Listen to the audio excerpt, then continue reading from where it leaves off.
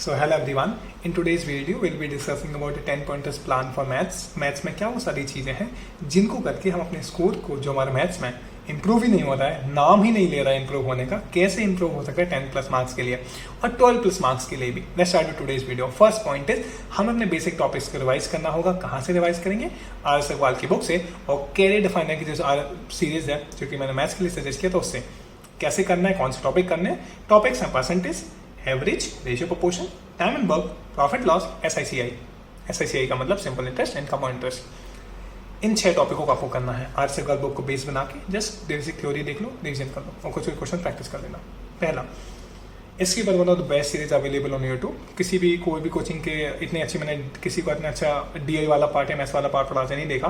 So I think ये वाली series can help you a lot. So 12 marks का कुछ 12 बहुत सारे बच्चे तो 1 और 2 मार्क्स पे थे मैथ्स में। They all have improve their score in DI to at least 10 plus 12 plus. नीचे बहुत सारे बच्चों के स्क्रीनशॉट हैं।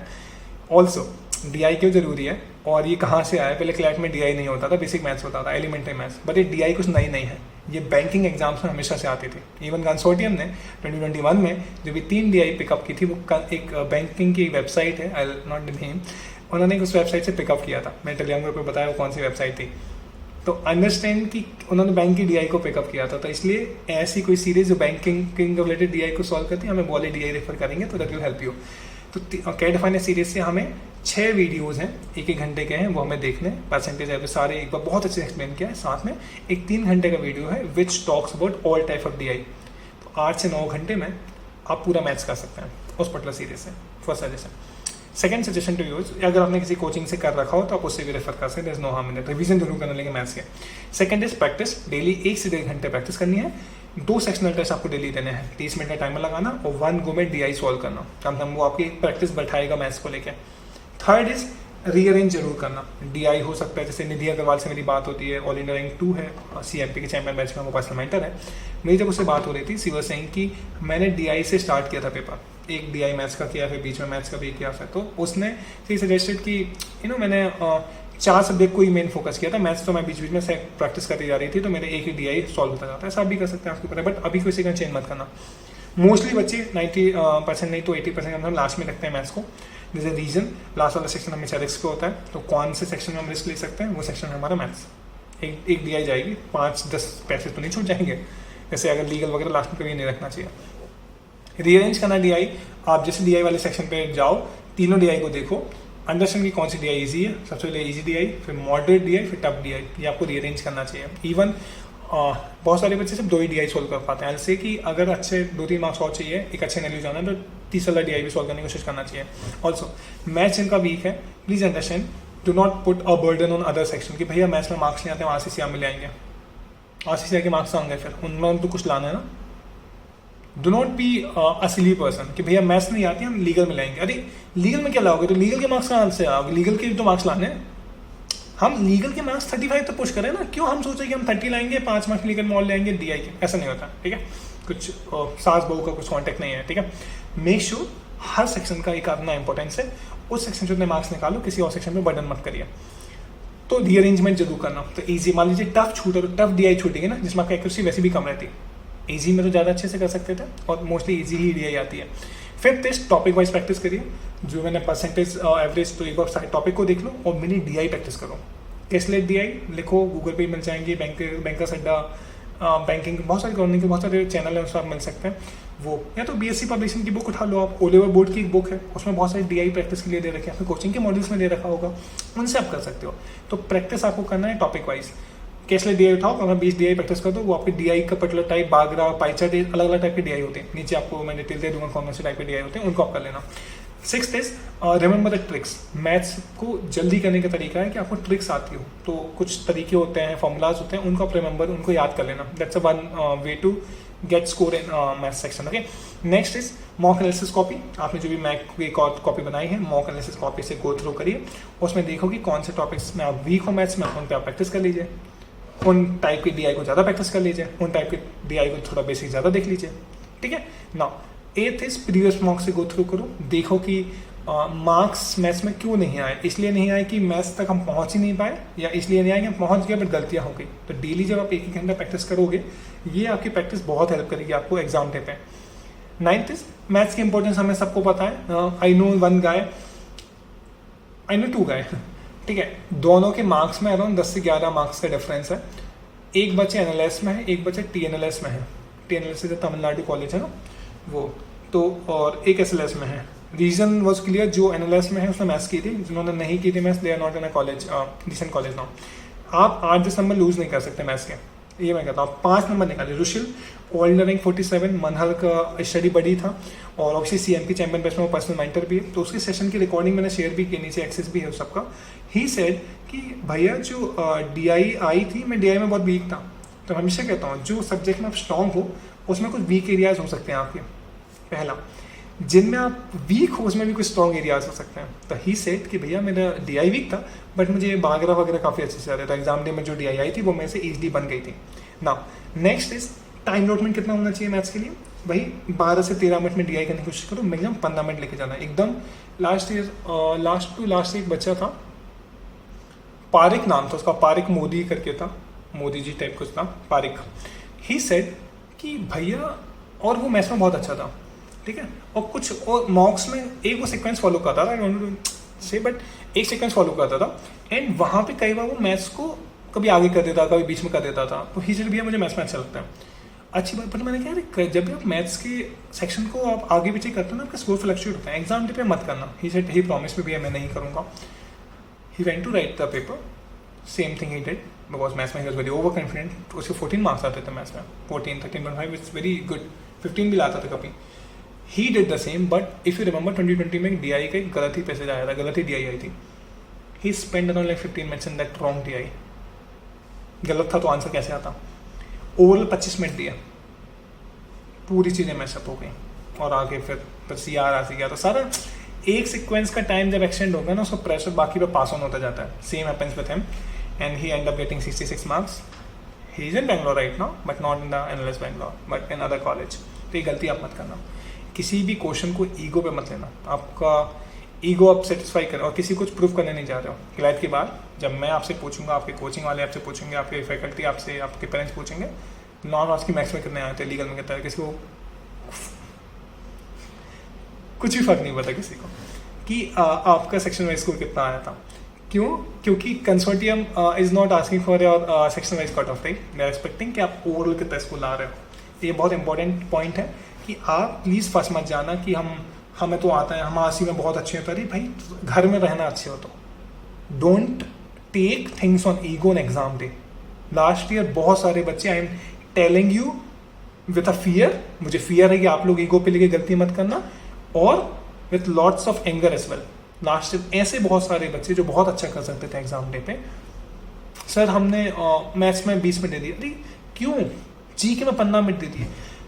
सी हर सब्जेक्ट का एक है, एक टाइम अलॉटमेंट है, उसको आप ब्रेक करेंगे, बीच करेंगे. एग्जाम डे वैसा भी कई बार एंजाइटी भरा होता है, हम डरे हुए रहते हैं थोड़ा सा, है ना. और understand guys, there is no 20th June, जो कुछ 19th जून है, तो उस दिन कुछ गलत मत करना. तो टाइम अलॉटमेंट से बड़े स्ट्रिक्टली फॉलो करना किसी भी सेक्शन को, है ना. कुछ नहीं हो रहा तो नहीं हो रहा यार, मतलब कोई इतना बर्डन क्यों ले रहे हो. पूरा 150 क्वेश्चन किसको करना है, 140 करना, 130 करना, 15-20 को लेवरेज रखो ना छोड़ने का, right. Okay. 11th is marks कितने लाने हैं मैथ्स में जो सही होंगे. आई से मैथ्स में आपका जो स्कोर होना चाहिए that should be somewhere 8 to 11, बहुत अच्छा स्कोर है. एनएलएस जाने वाले 48 बच्चों को मैं पर्सनली जानता हूँ. 8 से 10 बच्चे तो हमने खुद ही एनएलएस मेंटर्स, एनएलएस बैंगलोर भेजे हैं, जिनको हम पर्सनली मेंटर कर रहे थे लास्ट ईयर. तो जब और बाकी बच्चे हम, क्योंकि आप जो भी बच्चे सीएमपी का पार्ट है, मैं हमेशा कहता हूँ कि आप 1 साल के लिए पार्ट नहीं बनते, आप 6 साल के लिए पार्ट बनते हैं इस टाइम का. क्यों? जब आप सीएमपी क्लाइमेट से प्रोग्राम में आते हैं तो इसके बाद ऑब्वियसली आपकी प्रिपरेशन का भी take care of your preparation. After that preparation के बाद भी टेक केयर ऑफ काउंसलिंग, पूरी काउंसलिंग जो होती है एग्जाम्स की, उसके अदर एग्जाम्स, उसके जो भी आप एनएलयू जाते हो, जो भी आप लॉ स्कूल जाते हो, वहाँ पे हम आपको लॉ स्कूल मेंटरशिप प्रोग्राम के अंदर गाइड करते हैं. So I also run this law school mentorship program, मैं पर्सनली गाइड. तो वहाँ पे बहुत सारे बच्चे कनेक्टेड हैं. तो एनएस आने वाले बच्चे, नालसा आने वाले बच्चों का average score was somewhere 8 to 9 in maths. तो उसको एक अच्छा एक एवरेज मान के चल सकते हो ना.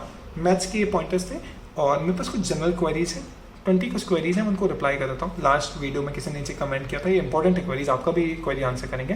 किसी ने पूछा है कि भैया लास्ट के 5-6 डेज जो हमारे पास 1 वीक बचा है, 10 डेज बचे हैं, इसमें हमें कौन से कोचिंग के मॉक देना चाहिए. आई से CL, LE, लॉ प्रेप. इनके बड़े क्वालिटी मार्क्स होते हैं, क्लैट ट्रैक के भी आप दे सकते हो। इसके अलावा कोई कोचिंग की जरूरत नहीं है, अगर आपको माने किसी और कोचिंग लेने का आप दे सकते हो, बट ठीक है पूछ लेना, टाइम वेस्ट मत करना किसी और कोचिंग में ना। नेक्स्ट इज 50 मिनट्स टाइम लग रहा है लीगल में। सी लीगल में जब टाइम लगता है तो आपके बेसिक्स बहुत अच्छे से नहीं हुए हैं या तो आपकी प्रैक्टिस अच्छे से नहीं हुई है। तो बेसिक्स करने के लिए लीगल बाइट्स पोर्टल, उसका एक्सेस हमने आपको दिया है। CMP चैंपियन बैच में अगर आपको तो आपका ऑलरेडी एक्सेस है, नहीं हो तो लीगल बाइट्स पोर्टल को आप अलग से खरीद सकते हो। 200 रुपीज़ का portal, I can get it from that. बाकी चैंपियन बैच में तो will be giving you for free. Okay now, तो उसमें पहला रिवाइज कर लो बेसिक्स को, डेली प्रैक्टिस करो।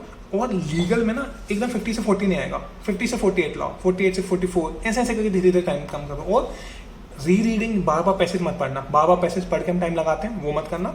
सेकंड, बार बार क्वेश्चंस को नहीं पढ़ना है, ऑप्शंस को नहीं पढ़ना है बार बार, एक बार पढ़ने की एक बार में समझिए लीगल को। और लीगल के पैसेजेस को सिंपल करो, सिंप्लीफाई करो कि प्रिंसिपल क्या है, एक्सप्लेनेशन क्या है, फैक्ट क्या है, इन 3 चीज़ों से मिलकर आपका लीगल का वो पैसेज बनता है, राइट। और मोस्टली ईजी ही आता है। एक और चीज़ है, टाइम कम कैसे होगा, मैं हमेशा कहता हूँ 8 पैसेज हैं, रीअरेंज कर लो। तो इजी पैसेज हैं लीगल उनको पहले कर लो। मान लो जो CRPC का कुछ आगे, जैसे लास्ट ईयर प्रिंसिपल ऑफ रेजिड्यूटी कार्ड आया था, किसी ने, कुछ लोगों ने सुना ही नहीं था, कोई बात नहीं, करना है। बट हम अगर दूसरे नंबर पे CRPC वाला है तो हम उसको 8वें पे करेंगे, पहले हम 1, 3, 4, 5 ऐसे करेंगे, क्लियर। एक और चीज़ है, लीगल में डिवाइड करो। जो आपके पास 8 पैसेजेस हैं, 8 पैसेज में से कुछ पैसेज नोन है उनको पहले कर लो और जल्दी करो। सब थॉट का न्यूसेंस आया, बन जाना चाहिए यार, कब से पढ़ रहे हैं न्यूसेंस आप। नेग्लिजेंस का कुछ आया, एब्सोल्यूट लायबिलिटी का कुछ आया, ये आपको आने चाहिए। और सबसे पहले कॉन्ट्रैक्ट जरूर पढ़ना, कॉन्ट्रैक्ट से बहुत सारे क्वेश्चन आते हैं। उसके बाद सबसे ज़्यादा आते हैं थॉट से, फिर आता है IPC से, और फिर कॉन्स्टी, और फिर CRPC वगैरह से एक एक, और जो मिसनियस लॉ है और लीगल काइंड अफेयर से एक। 2020 में 3 आए थे, 3 से 4 आए थे काइंड अफेयर से। अनुगोस्वामी वाला आया था, एक आया था ऑब्सिनिटी वाला आया था, वो एक्ट्रेस वाला नहीं था, साउथ की कोई एक्ट्रेस है उसका वाला। ओके क्लियर, तो लीगल समझ आ गया।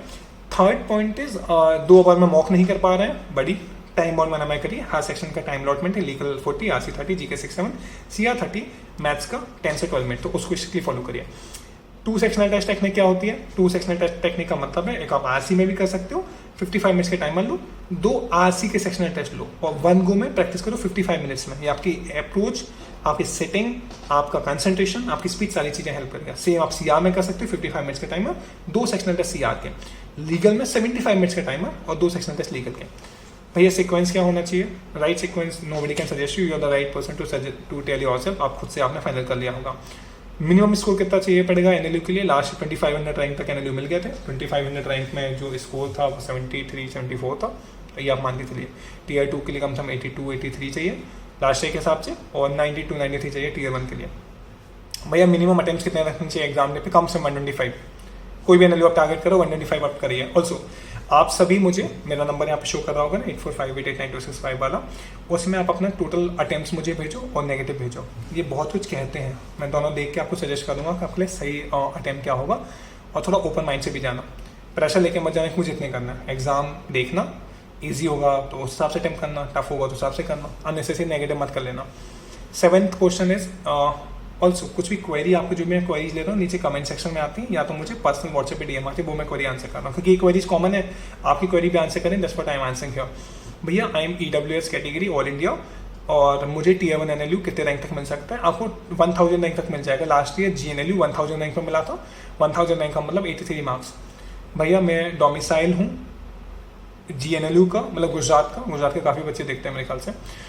GNLU हूँ गुजरात का, अहमदाबाद का रेसिडेंस है। ओके, तो आप, मैं डोमिसाइल के लास्ट 2900 रैंक तक मिला था। एक लड़की थी 6900 रैंक, 69 मार्क्स, 68 या 69 मार्क्स पे 2900 रैंक पर मिल गया था। ठीक है, OBC कैटेगरी है अगर आप, तो Tier 1 आपको GNLU लास्ट ईयर 1700 रैंक पे मिला था, तो 1700 रैंक पे आपका स्कोर क्या आएगा? 76 का। भैया क्या हम लीगल वाला पार्ट इस पैसे स्किप कर सकते हैं? अगर पढ़ा हुआ हो तो स्किप मत करो, स्किप कर लो, स्किप करो, मतलब जल्दी देख लो। क्यों देखना चाहिए? कई बार मैंने देखा है कंसोर्टियम कुछ चीज़ें फैक्ट चेंज कर देता है, कुछ रीजनिंग चेंज कर दिया, और हमें तो वही फॉलो करना जो पैसे में लिखा है ना, तो इसलिए स्किप मत करना। अभी भी थोड़ा ना तरीका पूछा है, पुराना तरीका वही है, प्रिंसिपल अभी भी हमें पैसेज में ढूंढना होता है और उसी को अप्लाई करना होता है। 12th क्वेश्चन इज, 8 क्वेश्चन है, 12th question is speed in RC और CR कैसे करें? 2 सेक्शनल टेस्ट टेक्निक प्रैक्टिस करिए, उससे बढ़ेगा स्पीड। दूसरा AON ऐसे को आप डेली पढ़िए आधे घंटे, उससे स्पीड इंप्रूव होगा। तीसरा जो एटोल आते हैं 9 एक्सप्रेस, उनको टाइमर के साथ पढ़िए, उससे आपकी स्पीड काफ़ी इंप्रूव होगी। ओके, एडिशनल रीडिंग के लिए भी आपने सोर्सेज बताए थे, पहला है एओन से, दूसरा है अमेरिकन लिटरेचर। एओन से CR आसिम हेल्प करेगा, अमेरिकन लिटरेचर आपको इंपॉर्टेंट पोएम्स वगैरह वहाँ से मिल जाएंगे आपको। 14 पॉइंट भैया क्या क्रेडिट पोस्टपोन हो सकता है? आंसर इज नो, नहीं होगा, मत उम्मीद रखना। 15 भैया वैकेंसी सीट्स कब आती हैं? ये आती हैं क्लैट हो जाने के बाद, काउंसलिंग शुरू होने के बाद आपकी list 1, list 2, list 3, list 4, list 5 आती है, उसके बाद वैकेंसी आती है। उस टाइम तक लोग वेट नहीं करते, बट करना चाहिए।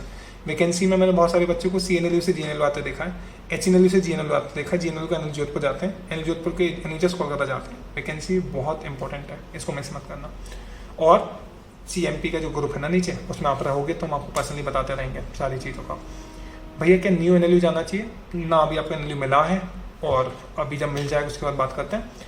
और न्यू NLU मिलेगा तो इसलिए और बैकअप भी रखना, इसलिए मैं कहता हूँ कि हो सकता है 1800 रैंक मिले, DNL जोधपुर मिल रहा हो, NLU सोनीपत मिल रहा हो, और साथ में आपका SLS पुणे मिल जाए, जाओ, या पुणे निर्मा मिल जाए निर्मा जाओ, ऐसे आपका ऑप्शन हो। जनरल में जाए जनरल जाइए।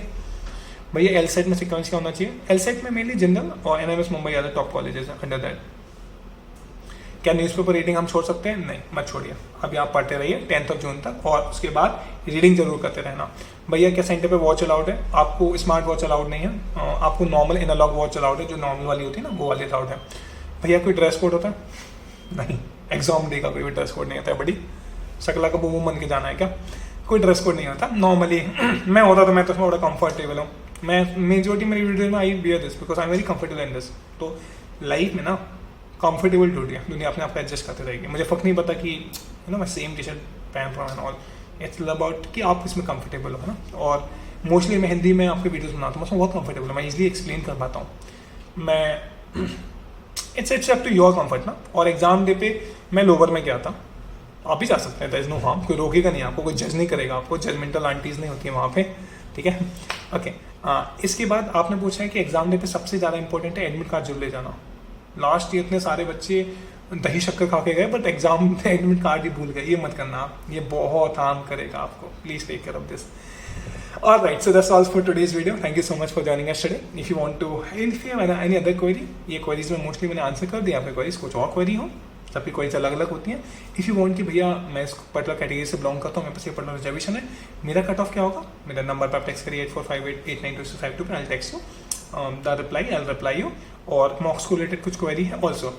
ये वीडियो देखने वाले हर बच्चे को मेरे नंबर पे अपने रिसेंट मॉक्स को जरूर भेजना है, सो दैट जो 10 डेज का मैंने एक प्रॉपर वॉइस नोट बनाया है, हर बच्चे का अलग बनाऊंगा मैं, तो वो मैं आपको सेंड कर दूंगा। क्या पता उस वॉइस नोट से लास्ट से तो बहुत सारे बच्चे बेनिफिट हुए थे। 400 बच्चों का सिलेक्शन हुआ है, तो ऐसा तो हुआ नहीं होगा। सही स्ट्रेटजी, सही प्रिपरेशन और एग्जाम डे पे सही एजुकेशन आपको एक अच्छे नतीजे तक ले जा सकता है। इस जगह पे फियरफुल मत होना। कोचिंग्स जो फियर डाल रहे हैं कि कोचिंग तो 2 महीने पहले से ना डिवाइड कर लेती कि ये हमारे 80 वाले हैं, 100 वाले हैं। जरूरी नहीं कि वो जाए NLU में, 60, 70 वाले, 50 वाले भी जा सकते हैं। होप बस मत छोड़ना, प्रिपरेशन बस मत छोड़ना। लास्ट ईयर बहुत सारे बच्चे गए थे, और इस साल भी आप जाओगे, क्योंकि एग्जाम आपको सेम ट्रेड करेगा। आप किस बहुत बड़ी कोचिंग में थे इंडिया के, कोई फर्क नहीं पड़ता एग्जाम को फर्क पड़ता है कि एग्जाम डे आप क्या करने वाले हैं। आपने खुद से प्रिपरेशन किए। लास्ट ईयर कई 100 बच्चे खुद से प्रिपरेशन करके गए थे, बस CMP का मेटल यूज करते थे। ठीक है, we all come from a very different background. I also come from a middle class family. मैं CL भोपाल गया था, आई स्पेंड अराउंड 40-50,000 रुपीज। अब तो वो 1 लाख तक लगने लगी है। नहीं कर पाते afford, there is no harm in that. और क्या क्लैट के लिए कोचिंग जरूरी है? आंसर इज नो, नहीं। क्यों? क्योंकि ये बहुत रीडिंग ओरिएंटेड सेक्शन है। पढ़ना कौन, रीडिंग कौन सिखा सकता है आपको? नहीं, तो बहुत सारी चीज़ें अवेलेबल हैं, आप खुद से भी कर सकते हैं, बट हमें कोचिंग इन्वायरमेंट देता है। अगर आप ऑफलाइन, ऑल्सो 23 वाले बहुत बच्चों ने पूछा था कि ऑफलाइन कोचिंग या ऑनलाइन। ऑफलाइन चाहिए, घर बैठ के नेटफ्लिक्स देखना है क्या? ऑनलाइन कोचिंग तो वैसे ही होती है ना। गो टू द सेंटर अगर पॉसिबल है तो। आप तो 11-12 में आप लीजिए, आप डमी स्कूल करिए, आप इंपॉर्टेंस बचिए कितनी 11-12 की। ओके, तो और कुछ क्वेरी हो, अगर आपको चैंपियन बैच ज्वाइन करना है, नीचे लिंक दिया हुआ है। अगर आपको टेलीग्राम ग्रुप ज्वाइन करना है, उसका भी लिंक है। लीगल बैच पोर्टल ज्वाइन करना है, लिंक, सारी चीज़ होती हैं। और मेरे से कनेक्ट होना तो my number is there, you can text me, can call me, whatever works for you. But आगे के 10 डेज प्रिपरेशन अच्छे से करना, क्योंकि आपसे ना बहुत सारे लोगों की एक्सपेक्टेशन जुड़ी है, मेरी भी, आपके पेरेंट्स की भी, और आपके टीचिंग को जो फैकल्टीज हैं जिन्होंने आप पे मेहनत की है, जो आपकी कोचिंग जिन्होंने आप पे मेहनत की, सबकी एक्सपेक्टेशन है आपके। तो होपफुली आप उन एक्सपेक्टेशन पे खड़े उतरेंगे। That's all for today's video. Thank you so much. Please like this video, subscribe to the channel, और क्या होता है, हाँ, please comment below if you have any other query, and that's all. Also share this video with somebody struggling with maths वाला पार्ट, क्योंकि maths को लेकर फियर बहुत है और डर के आगे NLU है, तो डर को हटाना पड़ेगा. That's all will go. और कुछ भी क्वेरीज हों, जैसे आगे के वीडियोस में, जैसे मैंने कुछ 20-30 क्वेरीज थे मेरे पास में, आई ट्राइंग टू आंसर, तो आगे भी इन क्वेरीज को मैं आंसर करता रहूँगा. और एनलेस मेंटर्स के सेशन रेगुलर होंगे आपके मेन टेलीग्राम ग्रुप पे, क्लैट मेंटरशिप प्रोग्राम पे 8 to 10 सबके लिए एक्सेसिबल है. प्लीज ज्वाइन दो सेशन. मैं भी वहाँ पे रहूँगा आपकी क्वेरीज को आंसर करने के लिए. That's all for today's video. Thank you so much for watching. 20 minute का वीडियो था. We have given precious time of yours, like 20 minutes before CLAT is something I really appreciate. So thank you so much for your support and thank you so much for the time. Really looking forward to joining the CMP Champion batch and all, whichever you want to join. और really looking forward to joining a top college, because अगर सोचा है जाने का तो करके मानेंगे. There's no, क्योंकि रिग्रेट के साथ नहीं है ना, हमें रिजल्ट से फर्क पड़ता है. रिग्रेट सबके पास ऑलरेडी है बहुत सारे. Bye bye, take care.